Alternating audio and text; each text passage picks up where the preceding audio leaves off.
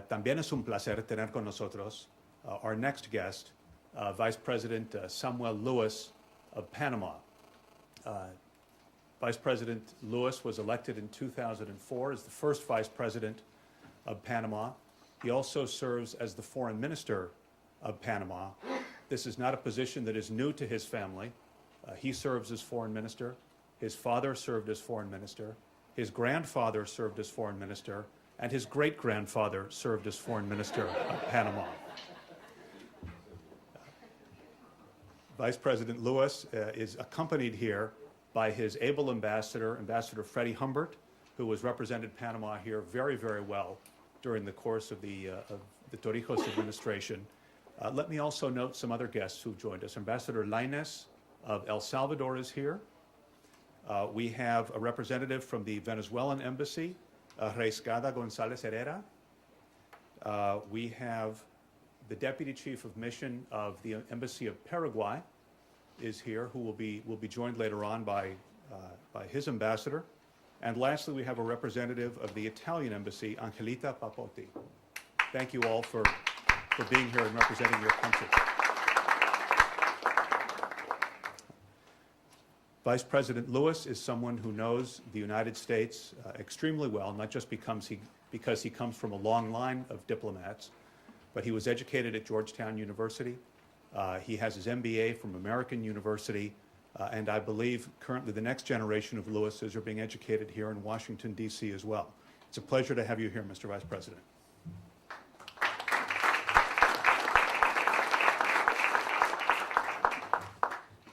Thank you very much, Nelson. Thank you for reminding everybody of the dynasty that has become of my family in charge of diplomacy in Panama. That, I can tell you, put a lot of weight in my back to make sure that things go well during my term. But I really would like to thank the NDN for another opportunity to be with you, especially Nelson, who's always been very kind. It's a great honor for me to be here this morning with so many distinguished speakers and be able to share with you some of my thoughts and ideas on the upcoming Summit of the Americas in Trinidad and Tobago next month. In putting together my ideas for this event, I decided to concentrate on just a few of the issues that I believe are the most important at this time. Certainly, the list of issues would be endless if we were to point them all out. We go from the environment to immigration to intercultural education, you name it. But I've decided to concentrate in just a few of them. And the first is the obvious: a new dynamic in the relations between the United States and the countries of Latin America and the Caribbean. The summit will be President Barack Obama's first opportunity as president to exchange opinions and ideas with the leaders of Latin America and the Caribbean. His level of engagement with the region and stances on strategic issues will be a key determinant of how fast and how far we can move towards designing a new policy to spur growth and development. The President's recent message has been clear and well received. The United States is ready, and we encourage this administration to continue to pursue open trade and investment, both regionally and globally, while resisting protectionist undercurrents. The reality is that for more than a decade, Latin America has been facing the challenges of development with coherent, some more coherent than others, profound and responsible policies. Many countries in the hemisphere have taken advantage of the positive investment flows that come about as a result of years of sustained global expansion and the rise in the price of commodities, pushing through prudent reforms and public sector policies while reducing fiscal imbalances and external debt. With greater growth and more fiscal responsibility, we were able to take a great leap forward and implement integral social policies that reduce the gap between the rich and the poor and strengthen the impact of our inclusion and development programs. In general terms, our democracies in the hemisphere have matured and reflected the demand of our peoples for more transparency and accountability. We've worked hard to consolidate our institutions and increase the support for capacity building through coordinated programs with the developed world.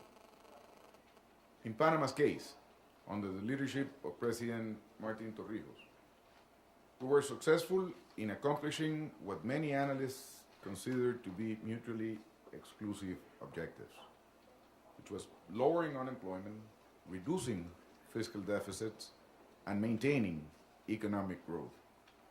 And by doing so, have a direct impact in the quality of life of all Panamanians, being reflected in a significant reduction in the poverty levels in the last 4 years, and more important, in the levels of extreme poverty levels, which have been actually cut in half in the last 4 years in Panama.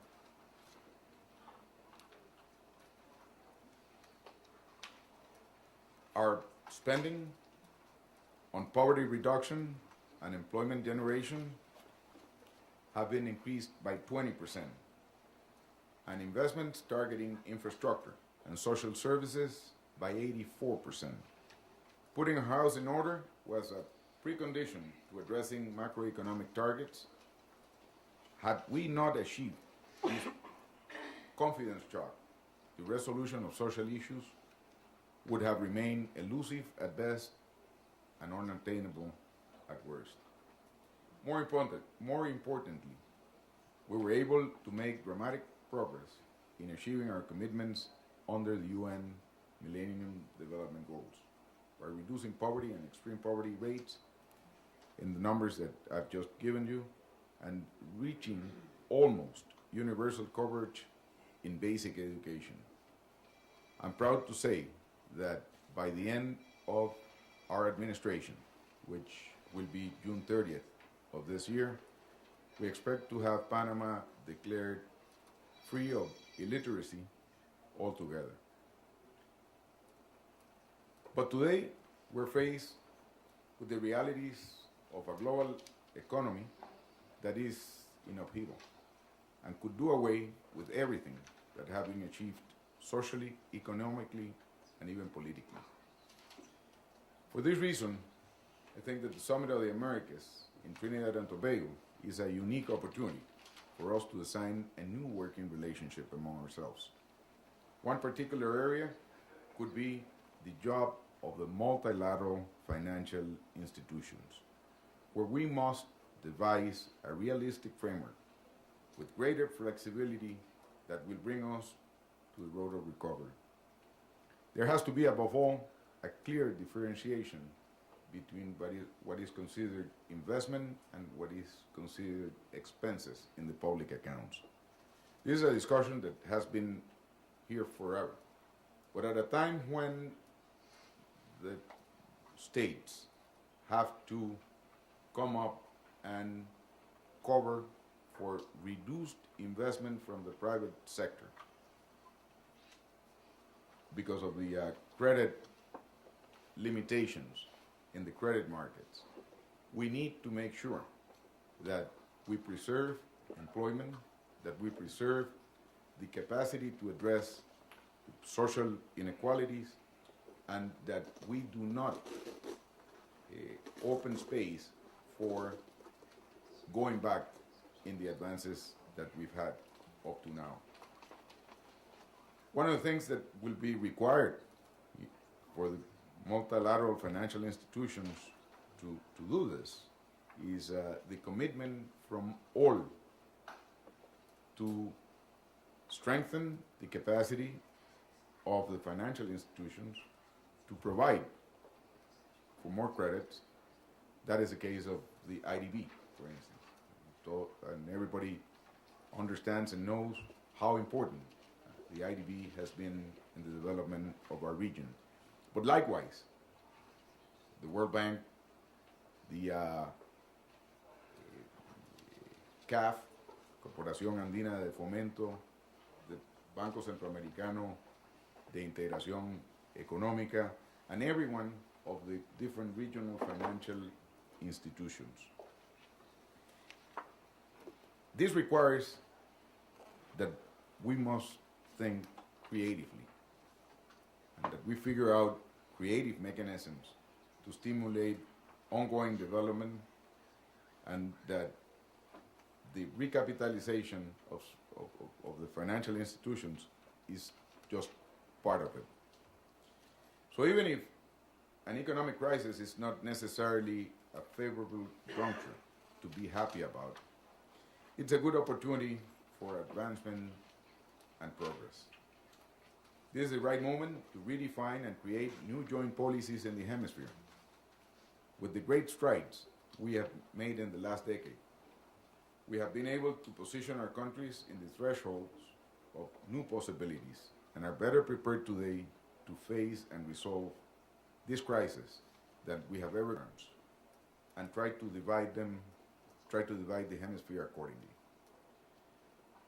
Every one of the leaders in our region is committed to promote greater levels of well-being for their people.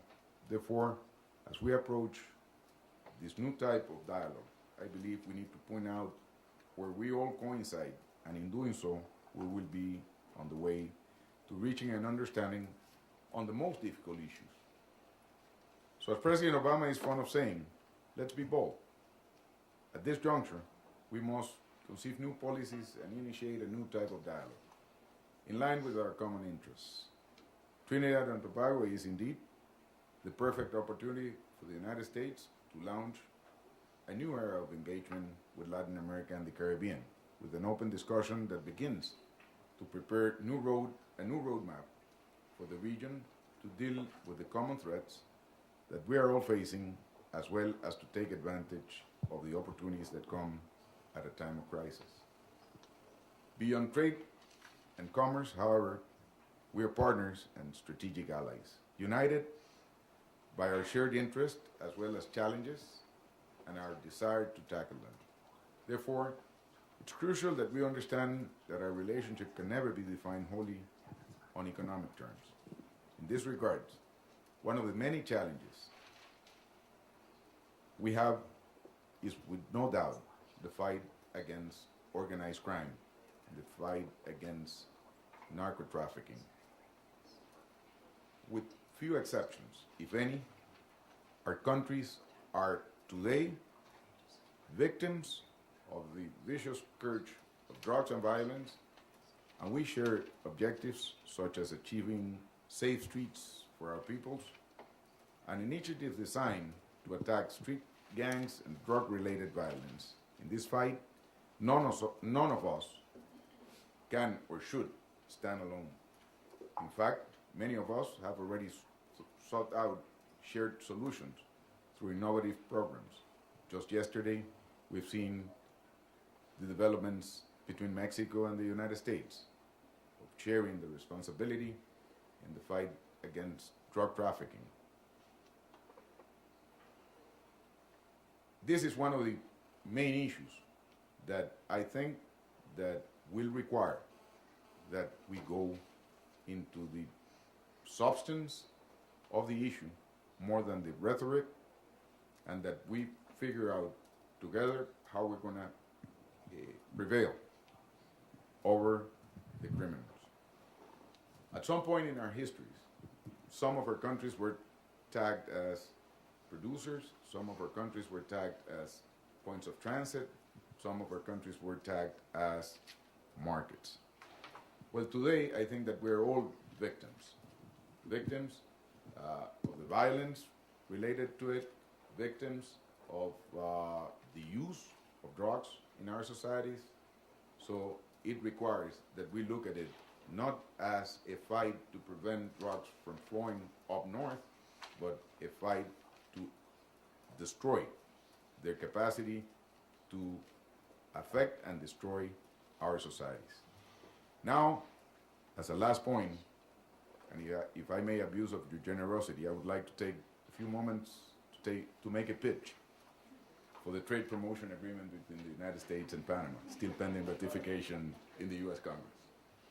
In ratifying this TPA, the United States will be consolidating its relationship with a historical partner that is both strategic and dependable. Panama's economy is the fastest growing in the Western Hemisphere, and its future outlook remains bright. In spite of its small size, with only 3 million people, Panama is an important strategic platform through which the United States has the ability to launch economic initiatives with all of Latin America and the Caribbean. The trade agreement is hence a tool like no other. Also promotes transparency, due respect for the rule of law, and foreign investment.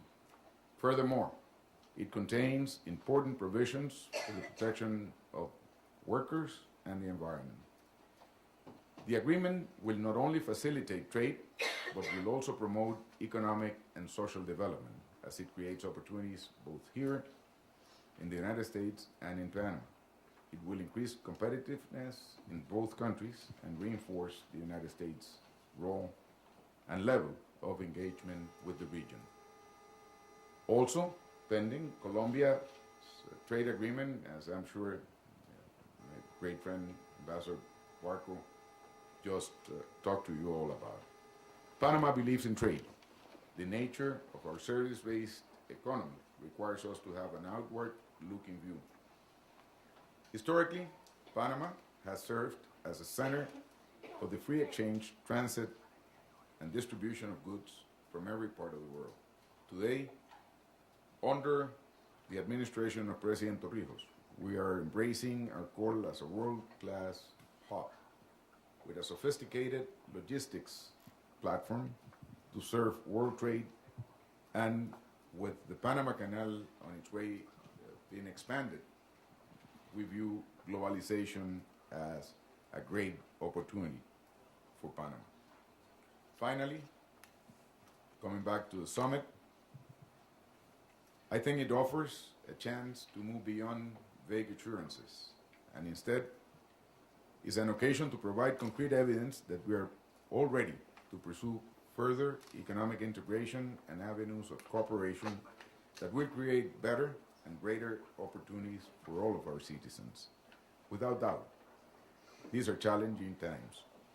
Today's financial crisis is severe and reaches the furthest corners of the globe.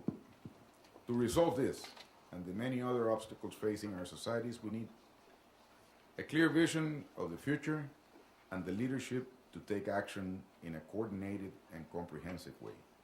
We must be ready to work together to achieve these goals, and that way we'll be better serving the interest of all of our citizens. Thank you very much.